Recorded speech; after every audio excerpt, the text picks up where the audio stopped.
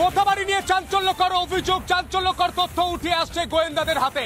ABT module তৈরি করতে চেয়েছিল এই মালদার মোথাবাড়িতে। মারাত্মক অভিযোগ, মারাত্মক তথ্য উঠে আসছে। আরো বিস্তারিত আপনাদের জানিয়ে রাখি, মালদার মোথাবাড়ি, যে মোথাবাড়িতে অশান্তি হয়েছে সেই মোথাবাড়িতে গোয়েন্দাদের হাতে মারাত্মক চাঞ্চল্যকর তথ্য উঠে আসছে। মালদা এই মোথাবাড়িতে মডিউল তৈরির পরিকল্পনা ছিল এবিটির। সীমান্ত সিল করার আগে থেকেই পরিকল্পনা ছিল এবিটির। মালদায় এখনো সক্রিয় স্লিপার সেল বলে অনুমান, সেই স্লিপার সেলেই কাজ করছে মোথাবাড়িতে। সুকান্ত মজুমদার, রাজ্য বিজেপি সভাপতি সুকান্ত মজুমদার, তিনি ঠিক কি বলেছেন শুনি। মমতা বন্দ্যোপাধ্যায় এবং তৃণমূল কংগ্রেস ভোট ব্যাংকের লোভে বাংলাদেশ থেকে লোকেদেরকে অনুপ্রবেশ করিয়ে খারিজি মাদ্রাসায় রেখে তাদেরকে দিয়ে হামলা করার ছক। খারিজি মাদ্রাসাগুলো নিয়ে তদন্ত করে সঠিকভাবে, তাহলে সঠিক তথ্য বাইরে বের হয়ে যায়। যোগীশটা মমতা বন্দ্যোপাধ্যায় এবং তৃণমূল কংগ্রেস ভোট ব্যাংকের লোভে বাংলাদেশ থেকে লোকেদেরকে অনুপ্রবেশ করিয়ে খারিজি মাদ্রাসায় রেখে তাদেরকে দিয়ে হামলা করার ছক। খারিজি মাদ্রাসাগুলো নিয়ে তদন্ত করে সঠিকভাবে, তাহলে সঠিক তথ্য বাইরে বের হয়ে যায়। যোগী স্টাইলে ট্রিটমেন্ট হবে।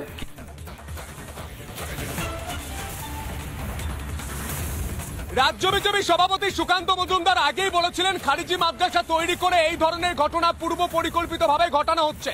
এবার গোয়েন্দাদের হাতে তথ্য উঠে এলো এবিটি মডিউল তৈরি করার চেষ্টা করেছিল। আরো বিস্তারিত তথ্য আপনাদের জানাবো। নিউজ রুমে চলে যাব সরাসরি, আমাদের প্রতিনিধি ভজন গাঙ্গুলি রয়েছে। ভজন, সুকান্ত মজুমদার আগেই বলে দিয়েছেন যে এইখানে পূর্ব পরিকল্পিতভাবে অশান্তির তৈরির চেষ্টা হয়েছে। এবার গোয়েন্দাদের তথ্য তার সঙ্গে যোগ হয়ে কি তথ্য উঠে আসছে, কি সার্বিক ছবি উঠে আসছে? কিন্তু যে ঘটনাটা, যে তথ্যটা আমরা চোখের সামনে যেটা পাচ্ছি, সেই তথ্যটা হচ্ছে এরকম খুবই সাংঘাতিক তথ্য। যেটা হচ্ছে বলা হচ্ছে যে এই যে মালদা মুর্শিদাবাদ, এই যে দুটো জেলা ইতিমধ্যেই কিন্তু জঙ্গিদেরকে বা জঙ্গি কার্যকলাপে জড়িত যারা তাদেরকে কিন্তু গ্রেপ্তার করেছে। সেই জেলার ক্ষেত্রে এখানে মালদা হচ্ছে 2 নম্বর জেলা। যে জেলায় গোয়েন্দাদের হাতে যে তথ্যটা এসছে সেটা হলো এই জেলাতে এবিটি মালদা মডিউল নামে একটা মডিউল তৈরি করবার পরিকল্পনা করেছিল। এবং এই যে বাংলাদেশ অশান্ত হওয়ার আগে থাকতেই, যখন ভেতরে ভেতরে ছাইচাপা আগুন জ্বলছে, সেই বাংলাদেশ অশান্ত হওয়ার আগে থাকতেই কিন্তু এই মডিউল কিন্তু তাদের কাজ শুরু করেছিল। এই মডিউলের কাজটা কি ছিল? এই মডিউলের কাজটা, যেটা গোয়েন্দারা বলছেন বারবার ধরে, এই মডিউলের কাজ ছিল হচ্ছে স্লিপার সেলকে তৈরি করা এবং এই যে বিস্তীর্ণ অঞ্চল, এই যে দুটো জেলা মালদা মুর্শিদাবাদ, যে বর্ডারিং যে ডিস্ট্রিক্ট, এই দুটো জেলায় স্লিপার সেল তৈরি করে এখানে কিন্তু নিজেদের ঘাঁটিকে শক্ত করা, সেই কাজটাই কিন্তু করেছে। এর আগে যেটা আমরা দেখেছি যে মুর্শিদাবাদ থেকে একাধিক জঙ্গি সংগঠনের সঙ্গে জড়িত তাদেরকে গ্রেপ্তার করেছে। আসামের এসটিএফ গ্রেপ্তার করেছে এবং Bangla police, West Bengal police STF সেখানে গ্রেপ্তার করেছে। পরবর্তীতে যেটা উঠে আসছে যে মালদায় এর আগে মালদাতে আমরা দেখে এসেছি যে জাল টাকার কারবার থেকে শুরু করে সমস্ত কিছু মালদা হয়ে কলকাতায় ঢুকতো, ছড়িয়ে যেত, আর্মস পাওয়া যেত, বোমা পাওয়া যেত, অনেক কিছু পাওয়া গেছে, যেগুলো পুলিশের রেকর্ডে আছে। সেই জায়গা থেকে এইবার গোয়েন্দারা যে জিনিসটা জানতে পারছেন সেটা হচ্ছে এই যে অশান্তির বাতাবরণ যেটা তৈরি হয়েছে মালদায়, এই অশান্তির বাতাবরণের ইন্ধন জুগিয়েছে হচ্ছে এবিটির স্লিপার সেল। সন্তু।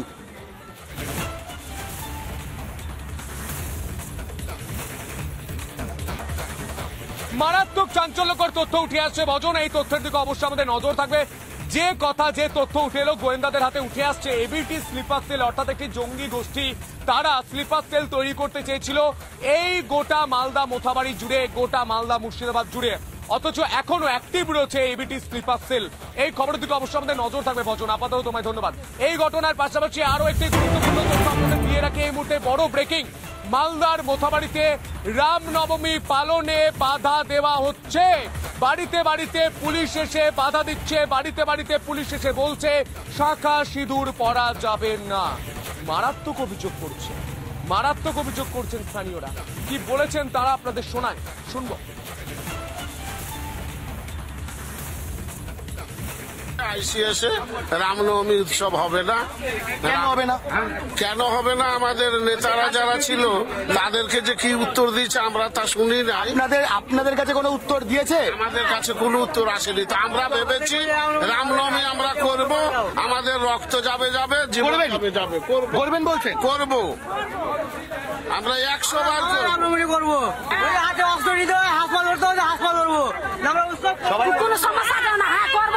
আইসি বন্ধ করে আমাদের এই উৎসব। এভাবে পুলিশ বলতে পারে নাকি? বলছে, ওনারা বহু কথা বলছে।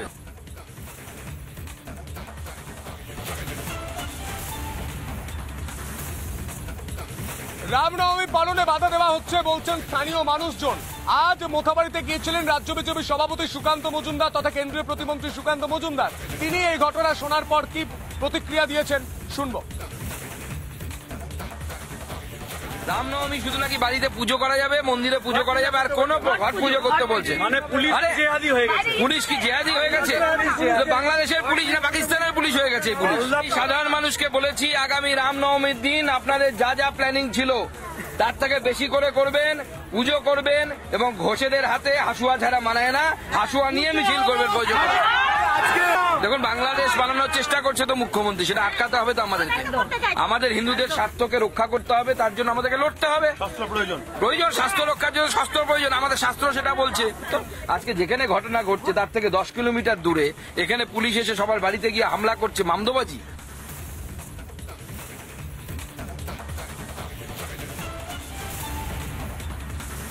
পুলিশ এসে বাধা দিচ্ছে রামনবমীতে, মারাত্মক অভিযোগ করছেন এই মোথাবাড়ির স্থানীয় মানুষজন। আমরা কথা বলেছিলাম ভারত সেবাশ্রম সংঘের প্রধান বেলডাঙ্গার কার্তিক মহারাজ, তিনি ঠিক কি বলেছেন শুনি। এই সঙ্গে বাংলার মানুষ চিন্তা করবে। আমি সন্ন্যাসী, বাংলার শিল্প কোথায় গেল, সাহিত্য কোথায় গেল, শিক্ষা কোথায় গেল, খাদ্য কোথায় গেল, আমি বিচার নয়। আমার বিচার্য হচ্ছে যখন ফিয়াদ হাকিমের কথা বলছে, যখন হুমায়ুন কবিরের কথা বলছে, যখন সিদ্দিকুল্লাহের কথা বলছে, তখন আমি সন্ন্যাসী কার্তিক মহারাজ আমি রাস্তায় নেমেছি। সেদিন থেকে আমি বক্তব্য রাখছি। কেন? এটা আমার ধর্ম, আমার সংস্কৃতি, আমার সমাজ, আমার দেশের সঙ্গে যুক্ত রয়েছে। আজকে আমি বাঙালিকে বলবো আমার ধর্মের উপর আক্রমণ এসছে, আমি বলবো এবারে বাংলার মানুষ চিন্তা ভাবনা করবেন। 26শে প্রচার রাজনৈতিক যারা দলের নেতা তারা প্রচার করবে। আমরা সন্ন্যাসী হিসাবে আমার ধর্মের উপর আঘাত এসছে, আমার ধর্মের মানুষ আহত হচ্ছেন, আমার পূজা বন্ধ হয়ে যাচ্ছে, আমরা সেটা আবেদন করব। যে দল ভারতবর্ষের কথা বলবে, যে দল হিন্দু ধর্মের কথা বলবে, যে দল হিন্দু ধর্মের রক্ষার কথা বলবে, যে দল আমাদের সংস্কৃতির কথা বলবে, সেই দলের আমরা ভোট দিতে বলবো। কার্তিক মহারাজ বলছেন যে এই বাংলায় বারবার হিন্দুদের বিরুদ্ধে বা হিন্দুর হিতে কথা বলা হচ্ছে না। বারবার ফিরহাদ হাকিমের মতো ব্যক্তিত্ব থেকে শুরু করে হুমায়ুন কবির থেকে শুরু করে ভরতপুরের তৃণমূল বিধায়ক হুমায়ুন কবির থেকে শুরু করে একের পর এক যে মন্তব্য করেছেন তার জন্য তিনি রাস্তায় নেমেছেন, প্রয়োজনে আবারও রাস্তায় নামবেন। আজকে মালদার যে ঘটনাটা ঘটেছে, মথাবাড়িতে যে ঘটনাটা ঘটেছে, এটা আমরা আশঙ্কায় করছিলাম, যে আমরা ভীতই ছিলাম যেভাবে তারা সুকান্ত মজুমদার এবং বিরোধী দলের নেতা লাগাতারভাবে ধর্মের নামে মানুষকে ভাগ করে দেওয়ার, উস্কানি দেওয়ার চেষ্টা করছে। বিভিন্ন এমন ধরনের বক্তব্য রাখছে যা অসাংবিধানিক, সংবিধান বহির্ভূত বক্তব্য। ফলে সেই ক্ষেত্রে এই ঘটনাটা একমাত্র বিজেপি রাজ্য নেতৃত্বের উস্কানিতে এই ঘটনাটা ঘটেছে। তারা জয় শ্রীরাম বলুক, 100 বার না 1000 বার বলুক, জয় শ্রীরাম তো সবাই বলছে। যারা জয় শ্রীরামকে মানেন, রামকে যারা মানেন তারা সবাই বলছেন, আমাদের দ্বিতীয় রামকে মানেন তিনিও বলছেন। এটা একটা মানুষের মধ্যে মানুষকে উস্কে দিয়ে, এই বক্তব্যের মধ্যে মানুষকে উস্কে দিয়ে মানুষের ভাঁজ সৃষ্টি করে রাজনৈতিক পরিবেশ নষ্ট করা, সাম্প্রদায়িক সম্প্রীতি নষ্ট করার একটা চক্রান্ত তারা করছে।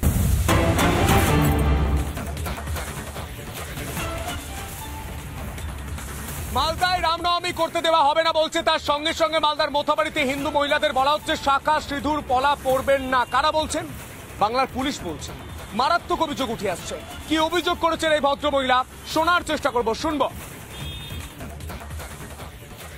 গত রাতে দুজনকে উঠিয়ে নিয়ে গেছে। মহিলারা বাড়িতে ঢুকতে পারছে না, কোথাও যদি যাচ্ছে শাখা পলা খুলে হিজাবের মতন কাপড় পরে ঢুকতে হবে, এরকম স্যার আপনি মথাবাড়িতে যাবেন, গত রাতে দুজনকে উঠিয়ে নিয়ে গেছে।